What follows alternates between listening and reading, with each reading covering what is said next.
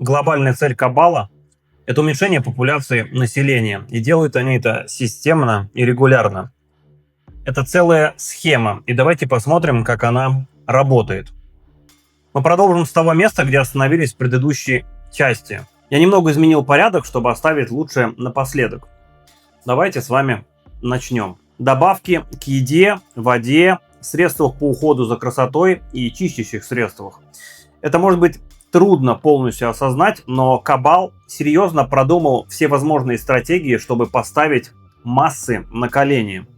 По замыслу, целенаправленно, системно и дисциплинированно наша еда, вода были отравлены веществами, которые вызывают рак и разрушают нашу нервную систему. 75% реакций на пищевые добавки, о которых сообщалось FDA, связаны с аспартамом. Эти реакции включают головные боли, мигрени, головокружение, судороги, тошноту, мышечные спазмы, увеличение веса, сыпь, депрессия, усталость, раздражительность, проблемы со зрением, панические атаки, потерю памяти и боль в суставах. Считается, что некоторые хронические заболевания могут быть спровоцированы или даже усугублены при использовании аспартама. Например, опухоль мозга, рассеянный склероз, эпилепсия, болезнь Паркинсона, болезнь Альцгеймера, врожденные дефекты, диабет и многое другое. Если вы хотите узнать больше о подозрительном одобрении FDA, о роли Дональда Рамсфилда и владении компанией Monsanto, пожалуйста, проведите собственное исследование. Довольно легко раскрыть правду, особенно с этими тремя зацепками. Все больше и больше продуктов оказываются магнитными. Почему? Может ли это быть полезным для здоровья? Что, черт возьми, случилось с этими продуктами? Я имею в виду, мы это едим. Кто-нибудь знает, что это делает с нашим телом и разумом?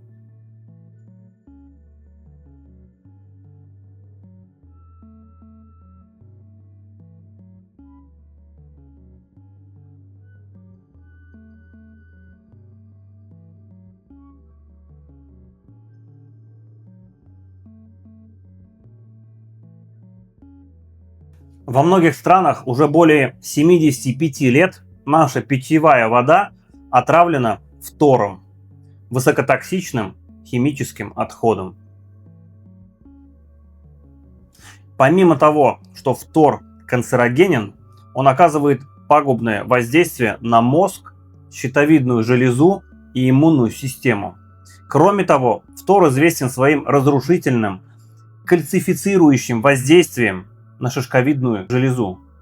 Поскольку известно, что шишковидная железа усиливает интуитивное сознание у людей, легко понять, почему Кабал хочет, чтобы она была закрыта, а не открыта, чтобы мы были бессознательными рабами. Зубная паста. 95% всех марок содержит фтор. Даже сегодня CDC скажет вам, что фтор очень полезен. Стоматологи по-прежнему рекомендуют родителям дополнительную обработку фтором для их детей. Но в то же время на тюбиках зубной пасты написано предупреждение: хранить в недоступном для детей до 6 лет месте. В случае случайного проглатывания обратитесь за профессиональной помощью или немедленно свяжитесь с Центром контроля отравлений. Более 80% отравления фтором зарегистрировано у детей младше 6 лет. Это вызвано ароматизаторами, добавляемыми в детскую зубную пасту, что приводит к добровольному проглатыванию этой самой пасты. Дети до 6 лет не должны использовать зубной пасты больше, чем просто размер горошины. Однако вот что показывается в каждой рекламе. Если двухлетний ребенок проглотит 2 тюбика детской зубной пасты с приятным вкусом, его шансы на выживание крайне низкие. И на случай, если вы думали, что, возможно, Кабал забыл о ваших средствах по уходу по косметике, большинство продуктов содержит ксеноэстрогены, вызывающие бесплодие и рак, плюс тяжелые металлы, такие как титан, алюминий, свинец, кадмий, ртуть, никель и хром в его канцерогенном состоянии. А что по поводу чистящих средств? По мнению экспертов по окружающей среде, домохозяйство среднее содержит приблизительно 62 токсичных химиката. Подумайте об аммонии, хлоре и многом-многом другом. Ингредиенты, связанные с астмой, раком, репродуктивными нарушениями, гормональными сбоями и нейротоксичностью. Не существует никакого федерального регулирования химикатов в бытовых продуктах. Ни ингредиенты, ни продукты не должны соответствовать каким-либо стандартам безопасности и не требуется никаких данных о тестировании или уведомлений перед выводом продукта на рынок. Далее. ГМО. Генетически модифицированные организмы. Я показывал вам в части 9 некоторые проблемы, связанные с ГМО. Когда культуры генетически модифицированы, они могут быть запатентованы. А это означает, что соя, кукуруза, пшеница и практически каждая культура, которая была изменена, теперь кому-то принадлежит. И этот кто-то позаботился о том, что эти генетически измененные культуры не воспроизводились естественным путем, производя семена. Это то, что дает им монопольное положение на семена и, следовательно, на урожай. Фермеры вынуждены покупать модифицированные семена каждый год. Модифицированные культуры нуждаются в дорогих пестицидах, гербицидах и удобрениях. И все это предоставляется теми же компаниями, как Bayer. Один плохой сезон, и фермеры банкротятся. Отравленная земля остается с монокультурой и, следовательно, истощена. Урожай может выглядеть больше и лучше, но на самом деле он отравлен и канцерогенен. Экосистемы нарушаются, насекомые умирают, птицы умирают, фермеры умирают. Связано ли это с уменьшением популяции населения? Люди в массовом масштабе будут умирать от рака. И какой долгосрочный эффект от потребления таких растений в пищу, которая не производит никаких семян? Проводились ли какие-нибудь исследования на тему того, что это делает с репродуктивной системой человека? И кроме того, владельцы запатентованных семян могут создавать дефицит, когда захотят, и настолько, насколько захотят. Подумайте о голоде, о людях, умирающих от голода. Контролируя продовольствие, ты контролируешь людей. Поехали дальше. Планирование семьи. Я уже показал вам в части 6, что включает в себя планирование семьи и как оно используется каббалом. Но наш акцент был на менее развитых странах. А что насчет богатых стран? Как насчет нашей с вами страны? Мы упоминали эту тему несколько раз, которая шокирует вас, как только я покажу вам ее статистику. Я говорю о фертильности, бесплодии и репродуктивных органах наших с вами. Я упоминал ксеноэстрогены и их воздействие на наши репродуктивные органы. Если бы вы только знали, сколько продуктов, которые мы используем ежедневно, содержат ксеноэстрогены, вы бы удивились, что мы вообще с вами еще можем размножаться. Ксеноэстрогены – это искусственные химикаты. Они могут вызывать рак и делать вас бесплодными. И это очень хорошо известный факт среди химиков. И тем не менее они обрабатываются в множестве продуктов, которые мы используем ежедневно. От средств по уходу до еды и воды. Почему эти продукты все еще продаются? Почему мы не защищены нашим правительством от этого? И хотите знать почему? Потому что они являются частью плана уменьшения населения планеты. Они являются частью настолько большого зла, но с таким прекрасным названием, как планирование семьи. Эти химические соединения можно найти в коммерческом мясе, молочных продуктах и во всем, что содержит остатки пестицидов или инсектицидов, в искусственных пищевых добавках, упаковке фастфуда, водопроводной воде, обработанных продуктах, пластиковых бутылках, мягком пластике, используемом для выпечки, пустышках, подгузниках, детских влажных салфетках, косметике, шампунях, кондиционерах, дезодорантах, матрасах, поролоновая мебель, виниловые занавески для душа, бумажные тарелки, пластиковые игрушки, освежители воздуха, ароматические свечи, противозачаточные таблетки, средства женской гигиены, солнцезащитные крема, флисовая одежда и одеяло. Даже в чернилах на ваших чеках они повсюду. Ксеноэстрогены, проникающие через кожу, например, при использовании средств по уходу, попадают прямо в ткань, минуя печень для детоксикации. Таким образом, они на 100% усваиваются организмом и могут быть в 10 раз более мощными, чем те, что потребляются преорально, например, через еду.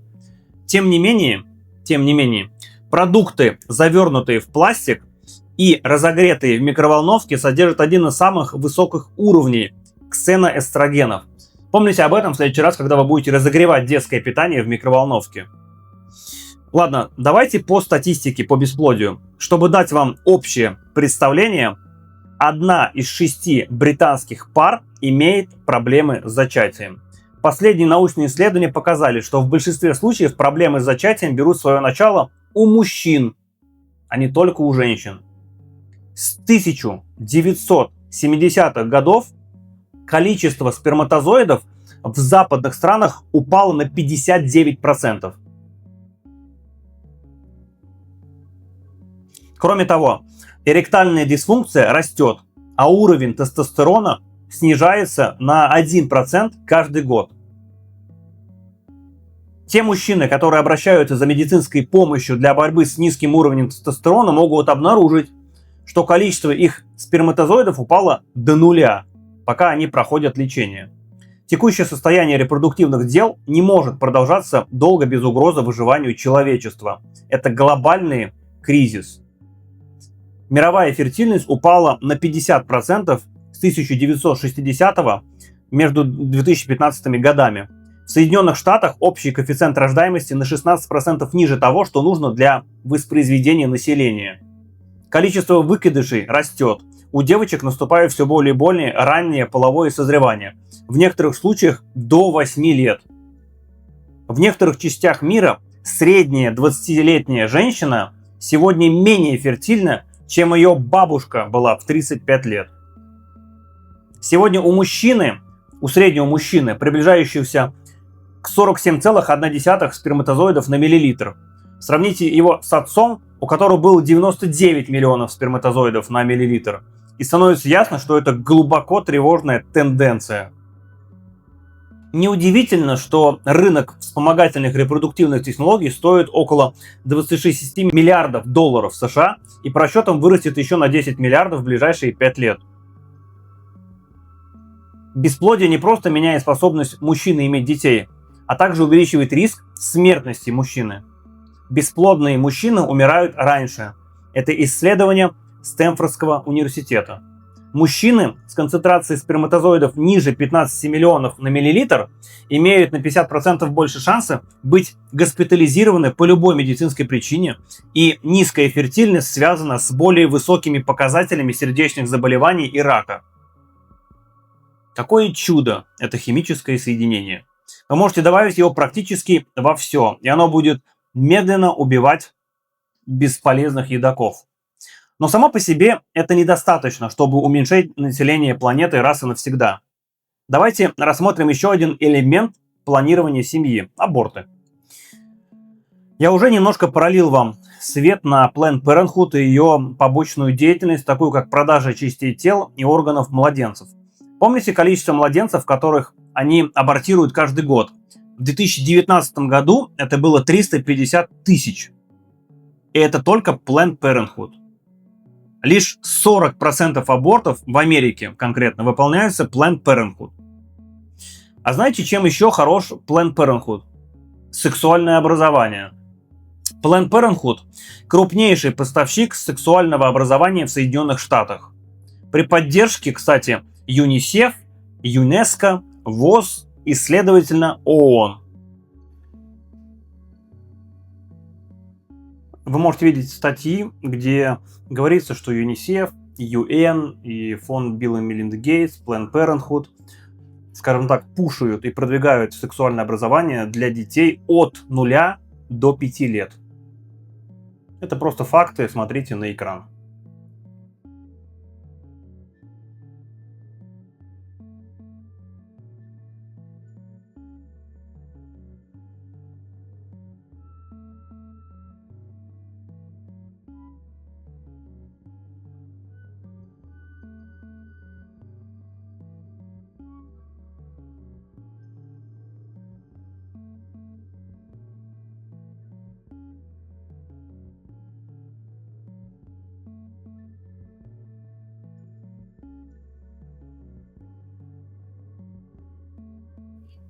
Они создали такую систему, что детей в детском саду или раньше теперь учат, как мастурбировать и как сексуально удовлетворять друг друга. Пятилетние дети знают о банальном сексе больше, чем вы и я. Но я имею в виду пятилетние дети? Пятилетние дети? Дети такого возраста еще не проявляют интереса к сексу. Это неестественно. Planned Parenthood учит маленьких детей, что секс – это естественно, прекрасно, и что все дело в равенстве, и когда все позволено, и так далее, и так далее. Конечно, они говорят о согласии.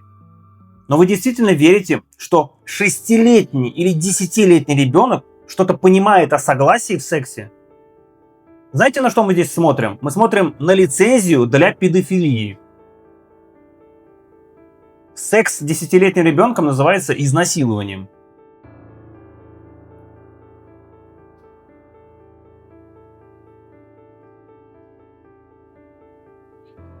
Если вы не верите, что все это движение было создано для нормализации, сексуализации, эксплуатации детей, я должен вам рассказать кое-что о Нидерландах.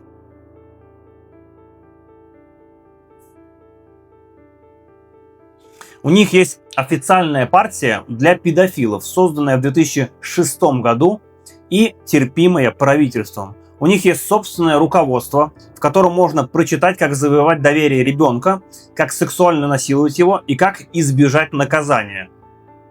Когда обеспокоенные граждане подали дело в суд, вердикт судей гласил, что руководство не содержит ничего противозаконного, поскольку тексты о насилии над детьми и детской порнографии не запрещены законом. Изображение – да, но не текст. Поэтому это руководство было официально признано правительством Нидерландов. В 2019 году под давлением нидерландского народа Граппенхаус пообещал изменить закон и запретить это руководство. Но на сегодняшний момент ничего не поменялось, насколько мне известно. Партия педофилов вместе с их руководством по-прежнему признаются голландским законом.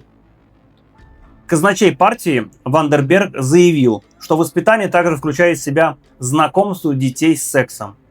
Звучит неправда ли? Не знакомо вам, правда ли? Это именно то, что постоянно говорит Planned Parenthood, спровоцированное и финансируемое ООН.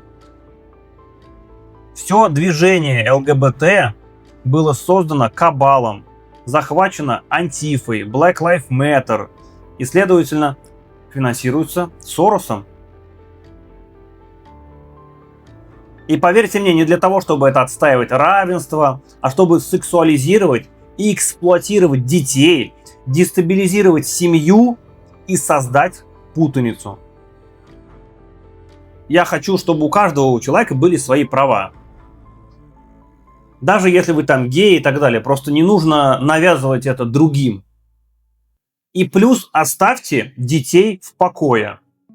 Это неправильно, когда драг-квины включают детей в свои шоу. Или когда они читают истории маленьким детям в школах.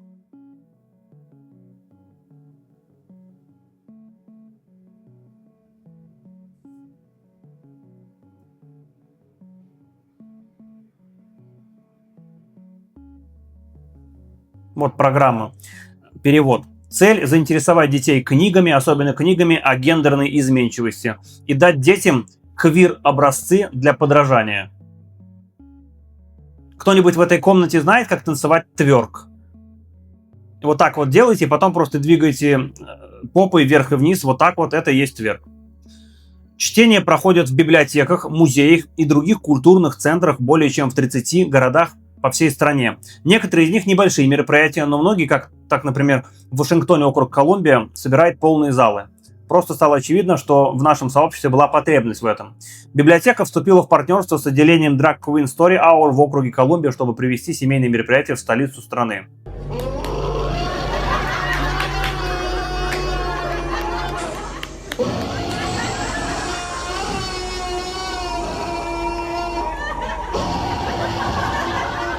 We are grooming the new generation of Americans.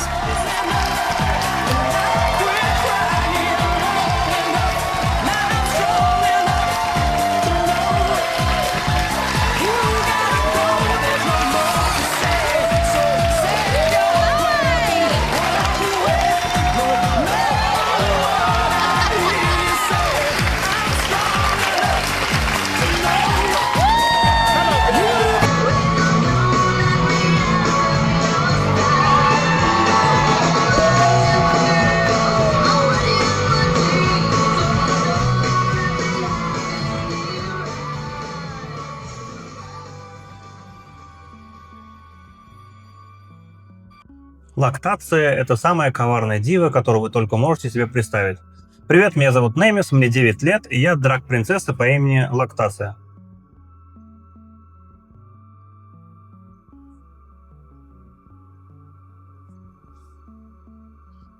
Я думаю, что это неправильно, когда детей убеждают сменить их пол.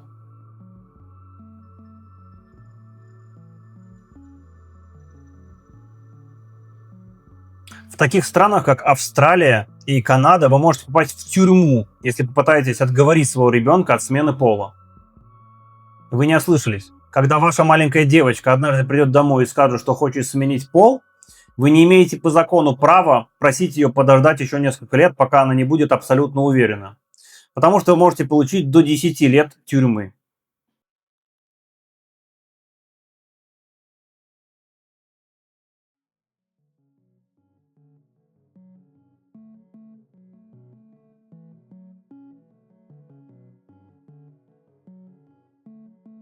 Детская больница открыла первую клинику для трансгендерной молодежи в Америке.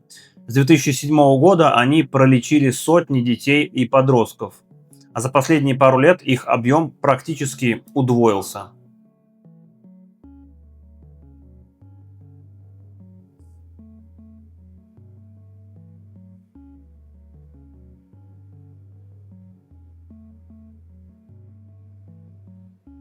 Да, и если вы думаете, что LGBTQ это много для понимания, теперь оно расширено и называется LGBTQIA+.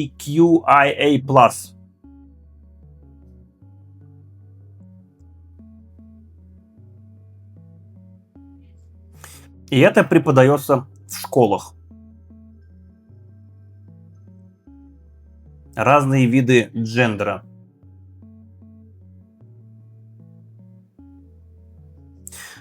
Недавние исследования показали, что все больше и больше детей путаются в своей гендерной идентичности. И почему я не удивлен? Кто же их путает-то?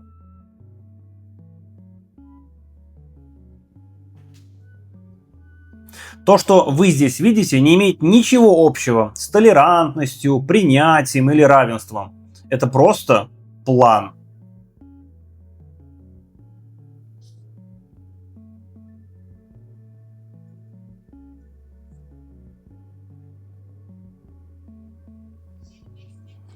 Видите более большую картину? Планирование семьи в лучшем виде.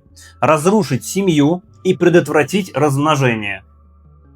Уменьшение популяции населения еще в одном обличии, друзья мои. Помните, как я начал этот эпизод? Я действительно на самом деле думал, что он уместится в всю часть 15. Но чем больше проводим исследования, тем больше находим фактов.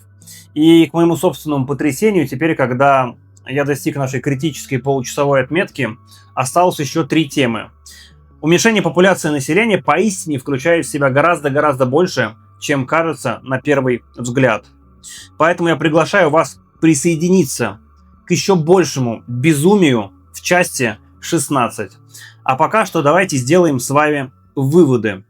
Депопуляция, уменьшение населения планеты – это не какой-то единый инструмент. Это система, которая окружает нас со всех сторон. Аспартам, 75% побочных реакций на пищевые добавки связаны именно с ним. Фтор в воде уже более 75 лет. Ксеноэстрогены везде, от косметики до подгузников. Какие результаты? С 70-х годов количество сперматозоидов в западных странах упало на 59%. Мировая фертильность снизилась на 50%. Бесплодные мужчины умирают раньше. ГМО – монополия на семена, монополия на еду. Контролируя продовольствие, они контролируют жизни людей. Разрушить семью, предотвратить размножение, создать путаницу и уменьшить популяцию населения просто в разных обличиях. И вот что я хочу сказать вам важного. Вы посмотрели это видео и увидели, как глубоко это проникает в вашу повседневную жизнь. И что дальше? Большинство людей после этого испытывают информационное бессилие. Посмотрел, ужаснулся, пошел жить дальше просто с плохим настроением, зная, что все плохо, но ничего не могу сделать. Это ловушка. И они рассчитывают именно на это. Но вот разница между теми, кто просто знает и действует. Люди, которые действуют, не пытаются менять глобальную систему. Это бесполезно. Важно построить свою. Не нужно бороться с ветряными мельницами. Нужно создать личную стратегию для себя и своей семьи, если она есть. Выбирать то, что есть, выбирать то, что покупать, выбирать, чему учить своих детей. Те же инструменты, которые использует элита, дисциплина, долгосрочное планирование, системное мышление, можно направить на себя и своих близких. И я 15 лет изучаю, как они думают и действуют. Не чтобы стать как они, а чтобы брать эти инструменты и использовать их во благо для себя, своей семьи и других людей. Знание без действия – это просто развлечение. В данном случае страшное.